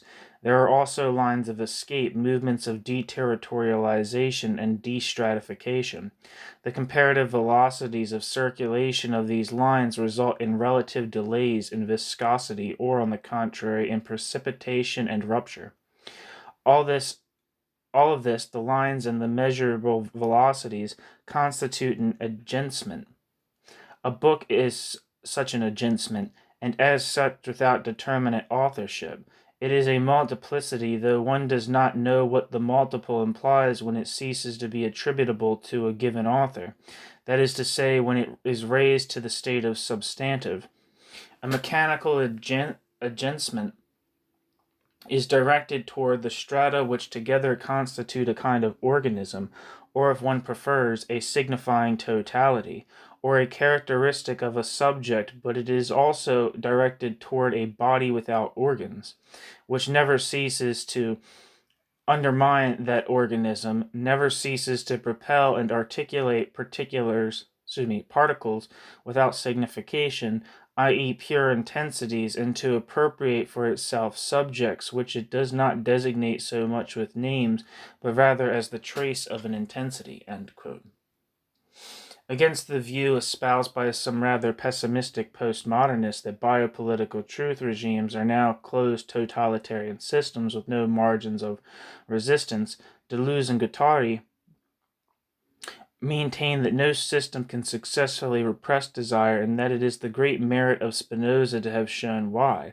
If one reads Spinoza and Marx in light of the potentially revolutionary implications of cinematic experience they suggest, it becomes apparent that productive desire continually seeks supple segmentary lines and lines of escape from the ordering processes encoded in the rigid segmentary lines that categorize people as boss/worker, male/female, human/animal, black/white, human/machine, and combinations thereof. It is not that minorities in the post-1968 world seek majority recognition, even if this is asserted by a great deal of contemporary social theory. On the contrary, the protagonists of rhizomatic action aim at becoming a minority, rather than fleeing minority reality. The implication is that minority action joyfully embraces becoming a queer and a criminal in Judith Butler and Jean Genet's sense. Plural and protean minorities are the real antithesis to the lifeless mass electorates of bourgeois democracy, and what is more, there is a virtually unlimited number of minorities. Some wish to become a rat, as in the film Willard. Others want to become one of Pasolini's Boys of Life, and others desire self-transformation in order to become giant insects with human minds, like George Samsa in Kafka's Metamorphosis. Their hope is that minority intensities liberate desire from acceptable forms of state-sponsored majority satisfaction and open up new possibilities for collective action in constantly changing combinations. All of these minority nomads are a threat to existing forms of accepted knowledge, biological classifications, territorial boundaries, and fixed identities necessary for the smooth functioning of educational, tax, health, economic, and military systems. They are a threat, in short, to the power of what Hart and Negri refer to as the empire, as will be seen below. It is clear that with Foucault and more dramatically with the work of Deleuze and Guattari, one is at considerable distance from anything that Marx, Western Marxist critical theorists, and most of the libertarians looked at in Chapter 4 might recognize as left politics. The critique of daily life and the critique of the society of the spectacle examined in Chapter 5 that thus represent a watershed in the historical and theoretical account offered in this book. What emerges at this point is the thesis that the left now finds itself in a very tricky dilemma. If it does not drastically reform, it runs the risk of being written off as obsolete by the plurality of new social subjects that have emerged in the wake of the contestations of 1968 to 1977 in France and Italy, and innumerable other places, in which has been theorized by Deleuze and Guattari. If it tries to adapt itself to this diversity, it runs the risk of losing what has been distinctive about the left since Marx. While the revolutionary left has been extremely impressive in terms of its capacity to think and rethink the relationship between humanity and external nature, the emergence of the biopolitical paradigm has presented it with an array of challenges that it has been struggling to come to grips with for some time now. The thinkers and movements looked at in chapters 1 to 4 are adept in showing why human emancipation depends on the creation of an economy that liberates humanity from scarcity and external nature, at the same time that it liberates humanity from socially perpetuated scarcity in the guise of inequality and exclusion. The authoritarian turn in the Russian Revolution and the emergence of new social subjects have cast considerable doubt on the ability of the working class and its allies to lead a revolution that liberates people from scarcity without producing an oppressive political bureaucracy and a grotesque leadership cult in the process. The problem goes deeper, however, if one follows the trajectory that moves from Nietzsche, Rimbaud, and Breton to Lefebvre, Foucault, and Deleuze. One notes that human emancipation is a problematic concept. Moreover, it is far from obvious that the solution to the problem of scarcity with regard to external nature is also the solution to the problem of conformism and oppressive integration with regard to individual human nature. Hence, the left is now confronted with the task of theorizing the bases of a possible collective nonconformism, which for many is a contradiction in terms. The critique of daily life displaces the focus of the analysis of the power mechanisms in modern society from a central axis such as the economy or the base. In so doing, it displaces the centrality of class and party, and acknowledges that the paths to change are multiple, intersecting, and diverging. Whilst Deleuze and Guattari regard themselves as radical modernists, Hart and Negri believe that we are now in postmodernity and that postmodern times require new forms of social action. Their optimistic reading of the contemporary situation is based on the thesis that those new forms of social action are provided by a new historical subject and has little in common with the quote, people, end quote, of the nation state in traditional political theory, and which has equally little in common with the principal subject of contestation corresponding to the people within this traditional framework of analysis, i.e., the unified working class that figures so prominently in the ideas of the theorists examined in chapters 1 to 4 of this book. Though the authors of Empire share the widespread skepticism about the future potential of the working class, in the multitude they see a new nomadic proletariat that embodies the revolutionary subjectivity of the international communist movement in its heyday, as well as the imminent desire of Spinoza's God. As noted at the beginning of this chapter, at the time of its publication, Empire seemed to capture the spirit of a new internationalist militancy and hope signaled by the counter-summits such as those in Seattle 1999 and Genoa in 2002, the World Social Forum in Porto Alegre in 2001, and the European Social Forums of Florence and Paris thereafter have lent a certain degree of plausibility to Hart and Negri's thesis that contestation in the contemporary world is increasingly global or deterritorialized in Deleuze and Guattari's sense, but also subversively local, in the latter sense of rhizomatic minorities. Hart and Negri see Empire as part of a tradition of revolutionary political pamphlets in times of social transition, which includes Machiavelli's The Prince, published in 1513, and Marx and Engels' Communist Manifesto, published in 1848. They remind readers that those works are so close to actual historical movements that they are much more like guides to practical action than philosophical treatises. In Machiavelli's case, the text communicates the urgency of the prince's mission to establish a stable order out of the ruins of the collapsing late medieval world. Among other things, this means establishing new criteria of political virtue that steer the community away from the twin perils of fatalism and adventurism. For Marx and Engels, it is a question of signaling the twilight of Republican humanism and explaining why the Industrial Revolution creates the objective possibility of a qualitatively new form of democracy in which the formal equality of bourgeois citizenship is replaced by the real equality binding the libertarian community of communist producers. For Negri and Hart, it means rearticulating the reasons why communism is still the answer to the riddle of history. In fact, they suggest that despite the collapse of the state socialist model and the integration of the working class within the political institutions of industrial and post-industrial democracies, the world has never been closer to revolution.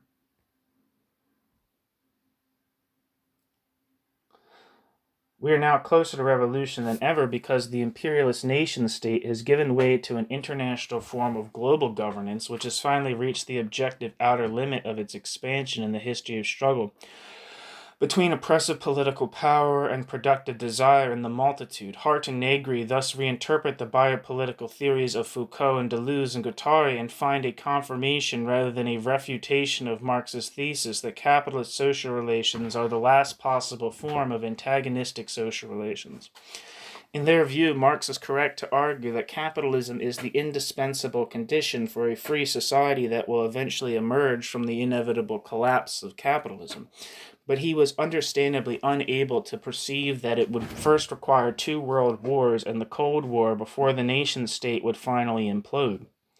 That implosion takes the bourgeois populist concept of the, quote, people, end quote, with it, thus opening things up for the multitude. The authors of Empire argue that the modern territorial nation-state that emerged in the wake of the French Revolution and the Industrial Revolution in Europe and North America constitutes the last stage in a process of territorialization that has literally run out of territory to govern.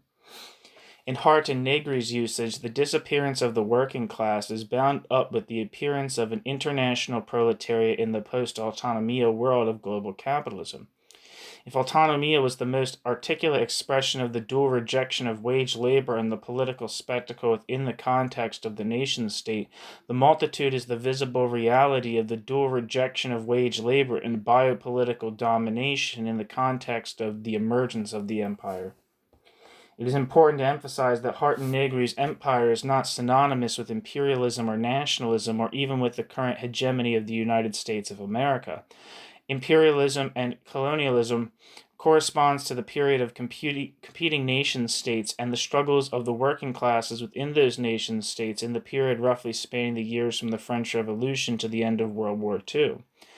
The years following 1945 were marked by rapid industrial reconstruction and remarkable capital accumulation, as well as the transition from the Fordist assembly line to post-Fordist forms of flexible organization of the labor process.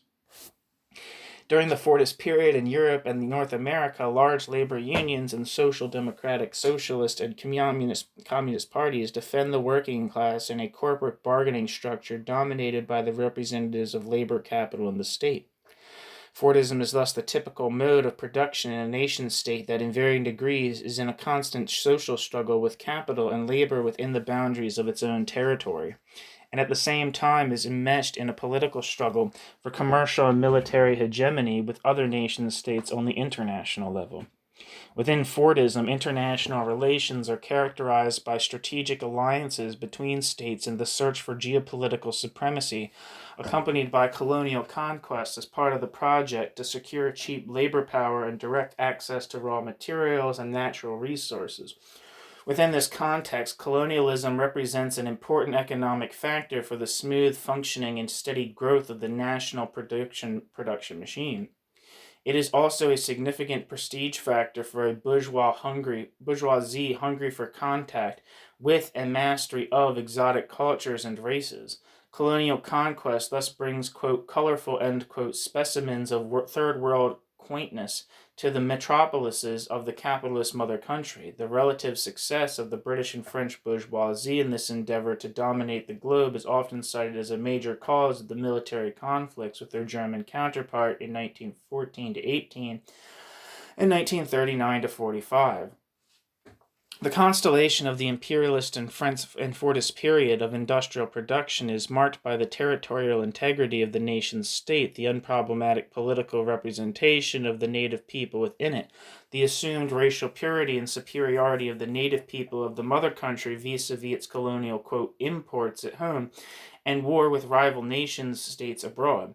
Hart and Negri maintain that all of this changes at the theoretical level with Foucault and at the practical level with the advent of the biopolitical post-Fordist empire. They acknowledge that while it would be tempting to regard the United States as the center of the empire, and it is in fact a crucially important feature of the empire that, like language for Rousseau, the empire has no direct center analogous to the nation-state of Fordist imperialism. The empire, like the biopolitical regulation of internal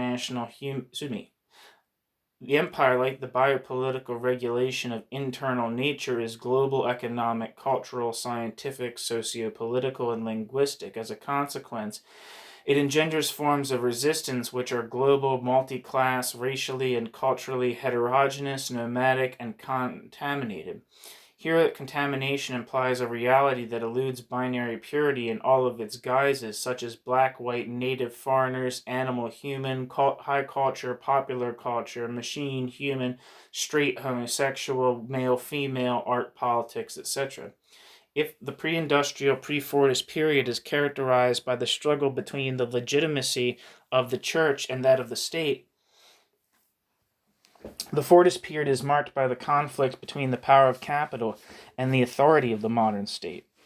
In this latter moment, in the battle between production and power, the bourgeoisie is a historically progressive force that prepares the ground for the arrival of the post-Fordist multitude. It is in this sense that Hart and Negri follow Marx and Engels in celebrating capitalism as a force capable of unleashing productive energies, which it subsequently will not be able indefinitely to territorialize and biopoliticize.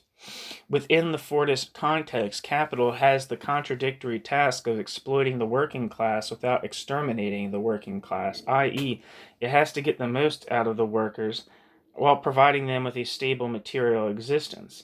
The state operating on the basis of the sovereignty model has to guarantee the right of formal equality for all citizens while endeavoring to maintain political stability in the face of the flagrant discrepancy between formal equality and real social inequality. According to Hart and Negri, the disciplinary society focused on by Foucault does not fully emerge until the transition from Fordism to post-Fordism is completed. Hence, in theoretical terms, the authors of Empire weave together Marx and Foucault on political economy and power with Deleuze and Guattari on the multitude and desire. Fordism represents the unstable compromise between the forces of the state and capital constructed on the basis of the exploitation of domestic surplus value and the accumulation of colonial wealth in cheap labor power and natural resources. In the short run, the compromise results in tremendous levels of growth associated with the post-war boom years and the beginning of the complete internationalization of the economy referred to today as globalization. As Marx predicted, the victor in the battle between capital and the state is capital. But in the long run, the nation state and capital lose the disciplinary capacity to mutually regulate one another, with the result that the basis of Fordism collapse. The collapse of Fordism ushers in the crisis of social democracy and the welfare state, as well as the definite crisis of the territorial integrity of the nation state. As evidence, Hart and Negri point out that states are now openly admitting their inability to regulate the flows of money, capital, and information steered by the multinational corporations and organizations such as the World Bank, the World Trade Organization, and the International Monetary Fund. And citizens are increasingly unconcerned with national elections. Depoliticization in this sense is marked by repoliticization in another. That is, the demise of the state accompanies the demise of humanist politics in the strong sense of Schmidt, Arendt, Benjamin, Barber, and others. At the end of politics, and the state also signifies, the end of politics and the state also signifies the end of the, quote, people, end quote, in its typical usage, and signals the appearance of the multitude. Hart and Negri observed that in the political philosophies of thinkers such as Hobbes, Rousseau, and Kant, one notes a clear distinction between the state of nature and civil society synonymous with the state until Hegel, to which corresponds a clear distinction between an internal political space in which law replaces force on the one hand, and an external international space in which conflicts continue to be resolved by the strength of the fittest reigning in the state of nature. Although the dynamics between state of nature/civil society and internal/external territory vary depending on the thinker in question, there is overall agreement on the integrity of territorial boundaries and the legitimacy of the sovereign state. In the transition from Fordism to post-Fordism, the last remaining boundaries between internal and external are eroded. As a consequence, the distinctions between politics and production, public and private, and significantly between reason and desire, become untenable. At the theoretical level, Hart and Negri suggest that in the era of empire, the nationalist immanence of reason, typified by the Hegelian state, is gradually undermined by the international immanence of production, Marx, and deterritorialized desire, Spinoza. Marx's cogent critique of Hegel thus marks the end of any plausible theory or practice of legitimate liberal democracy. His critique is accompanied in socio-cultural terms by Baudelaire's vague but fertile intuitions concerning the emergence of global experience and consciousness, and Benjamin's analysis of the demise of aura. Thus, Marx, Baudelaire, and Benjamin all testify to the early signs of the decay of the hegemony of the bourgeoisie as well as the crisis of its state. Hart and Negri maintain that the collapse of this particular state form is particularly long and agonizing since it entails 2 world wars, decolonization, and national independence in what was once called the Third World and the Cold War. However, these catastrophes are all preparatory stages in the formation of the newly emerging collective subjectivity and global consciousness on a mass scale, made possible by the transition from nationalist imperialism to international empire. At the practical level and historical level, Hart and Negri submit that it is now possible to regard decolonization and the Cold War as part of a related process in which the deterritorialization of state power is confronted with the deterritorialization of productive desire beyond the illusory boundaries of the nation-state and juridical sovereignty. On this reading, the American victory in the Cold War is no more a victory of enlightenment and democracy against barbarism and totalitarianism than the end of colonialism in Africa and Asia. Decolonization, the end of the Cold War, the dismantling of the welfare state, and the remaining restrictions on international trade are all moments in the collapse of any viable distinction between empire and what might be external to it. For Hart and Negri, this does not amount to the final victory of empire, however. On the contrary, the empire is confronted with its own inability to apply Fordist and post-Fordist strategies of regulation and governments, whether dropping bombs on civilian populations or hunting, quote, terrorists, end quote, or deregulated markets. Everything that the empire does is performed in the name of democracy and peace. Today, conflicts between states such as World Wars I and II and attacks on colonial populations such as those perpetrated against Algeria and Vietnam are vestiges of increasingly obsolete modes of power. This is a liberating message for the multitude who are slowly becoming aware of the fact that they are in a war against biopolitical control in which they have no enemies, in supposedly foreign lands populated by, quote, other, end quote, nations or races. Those boundaries have been destroyed by the empire itself, and now it must exit from the historical stage as well. Drawing on the subtle distinction made by Deleuze with reference to Spinoza, Hart and Negri insist that the multitude is separated rather than alienated from its productive capacities. It has to transform itself into a governing force rather than reappropriate its alienated essence as the general will of the sovereign people or the general interest of the universally exploited industrial class. If it can invent the right nomadic forms of life and unfettered productivity, it may be able to replace the empire as the new protagonist of history. Despite Hart and Negri's optimism about the political potential of the multitude, the question remains, will it really replace empire? It may be plausible to argue that the great advantage of the concepts of the multitude vis-a-vis the concept of social class is its tremendous elasticity. Deleuze and Guattari argue that political theory must now become ontology, and indeed Hart and Negri's multitude seems to be everywhere and nowhere, in particular in the manner of Heidegger's Sein, being. Is this a genuine theoretical gain, or has something been lost or perhaps neglected in the haste to translate Foucault's epistemological innovations and his ideas on governments and biopower into social and political theory? The conclusion of this book attempts to address this difficult issue. Empire suggests that the limits of post-Fordist governance become clear. As the limits of post-Fordist governance become clear, labor becomes increasingly immaterial and intelligence becomes increasingly generalized. The argument is that it is no longer possible, plausibly, to confine productivity to the wage labor form. Hart and Negri thus reiterate the socialist feminist argument that unpaid work in the home and other contexts is productive in ways that are not reflected in the capitalist economy and its skewed modalities of remuneration. In a parallel vein, it is also no longer plausible to confine desire to the heterosexual couple or patriarchal family any more than it is possible to confine politics to the liberal democratic state form or the bourgeois public sphere.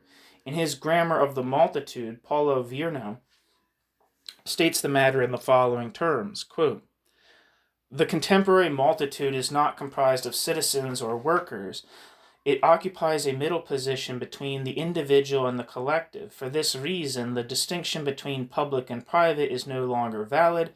It is, in fact, a consequence of the dissolution of these time-honored couplets that one cannot speak in terms of the implicit unity of the people that becomes real and explicit in the state. The unity of the multitude is comprised of commonplaces of the mind, of linguistic cognitive faculties common to the human species and of the general intellect. It is a matter of unity and a universality which is visibly different from state unity. That is, the unity of the multitude is not the unity of the people. The multitude does not need to converge in the general will because the multitude already disposes of a general intellect. End quote. Paulo Virno. Virno maintains that the conflict lacerating capitalist society is not simply the Marxist contradiction between social collective production and private individual appropriation.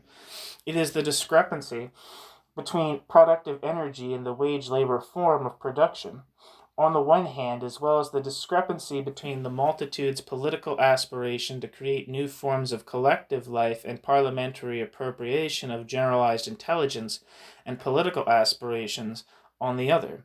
Whereas Gramsci holds that the working class must generate a set of organic intellectuals from within its ranks to challenge the traditional intellectuals of bourgeois hegemony, Virno argues that modern societies are characterized by a diffused general intellect that defies the conventional class analysis of Marxist and non-Marxist sociology.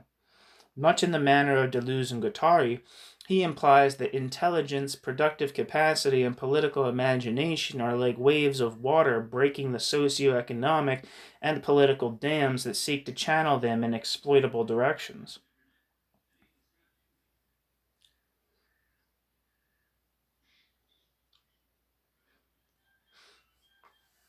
Hence, the multitude is trying to construct new public spheres that defy the tendency of the bourgeois public sphere, to mediate between the private sphere and the state in a manner that stabilizes private interests while checking the abuses of state power.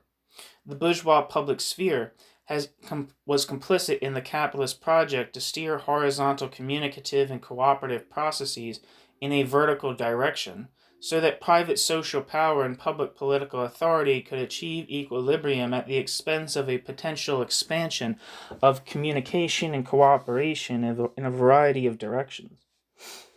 The rise of the multitude and the cybernetic diffusion of information and knowledge through the internet and alternative public spheres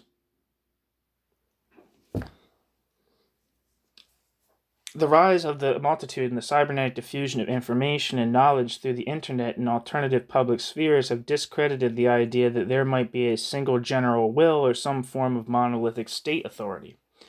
According to Virno, the October Revolution of 1917 was, among other things, a mistaken attempt to construct a socialist general will at the expense of an anarchic solidaristic general intelligence of the kind that achieved visibility in Italy in the years of 1969 to 77.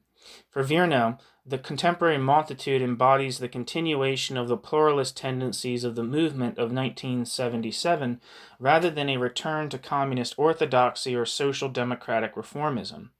Without always directly referring to the multitude, many enthusiastic observers and participants in the World Social Forums that began with Porto Alegre generally agree that the contemporary world is marked by a plurality of diverse and overlapping struggles to create new institutions and forms of life. These forms have sprung up in conjunction with what in France is referred to as Altermondialism. Altermondialism. This is the term used to describe the extremely diffuse alliances of trade unions, churches, NGOs, non-governmental organizations such as Greenpeace, Friends of the Earth, Earth First, Oxfam, Doctors Without Borders, Amnesty International, Human Rights Watch, etc. Established social movements, Peace, Gay Rights, Greens, and new social movements and networks such as SOS Racisme, founded in France in 1984. And the International Active Attack, Association pour la taxation des transactions financières pour l'aide aux citoyens. And I don't know if I'm fucking said any of that right. An association created in 1998 defending just taxation of financial transactions on an international scale abolition of third world debt, and an array of related issues, which are currently aligned in a broader struggle against neoliberal globalization.